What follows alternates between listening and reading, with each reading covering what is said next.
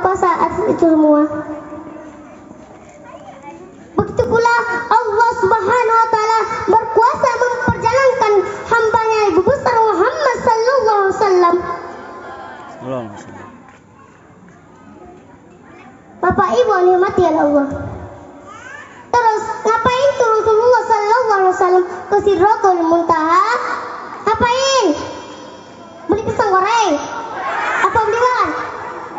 Bukan, tapi Rasulullah sallallahu alaihi wasallam menerima perintah sholat 5 waktu. Yang kemudian sholat 5 waktu ini diwajibkan untuk seluruh umat Islam sedunia tanpa terkecuali. Oh, aku dokter, aku sibuk. Pas butuh obat sholat. Aku artis loh. Sampai aku padat sholat. Aku direktur.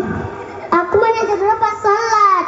Siapapun kamu, orang kaya kek, orang miskin kek, cantik kek, kurang cantik kek, ganteng kek, tua kek, dan muda kek, tidak ada alasan tidak melaksanakan sholat. Harus sholat, wajib sholat. Loh iya, kenapa? Karena kita butuh Allah. Hidup di bumi ini butuh sandaran. Kau tak bersandar di tiang yang kokoh, tiang ambruk jatuh kah? Tak bersandar dengan orang kaya, lalu dia bangkrut, lengkap.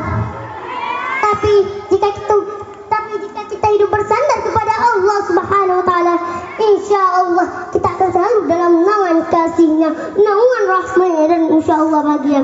Tidak hanya dunia, melainkan juga di akhirat. Bagaimana hadis Nabi? Bismillahirrahmanirrahim. As-salatu imaduddin, faman aqamaha faqad aqamaddin, wa man tarakaha faqad hadamaddin. Sesungguhnya salat itu tiang agama. Barang siapa yang telah menegakkannya, sesungguhnya dia telah menegakkan agama. Dan barang siapa yang telah meninggalkan agama, sesungguhnya dia telah merobohkan agama. Bapak Ibu rahimakumullah, aku nak tanya, sudah salat 5 waktu? Sebagai bahan refleksi diri,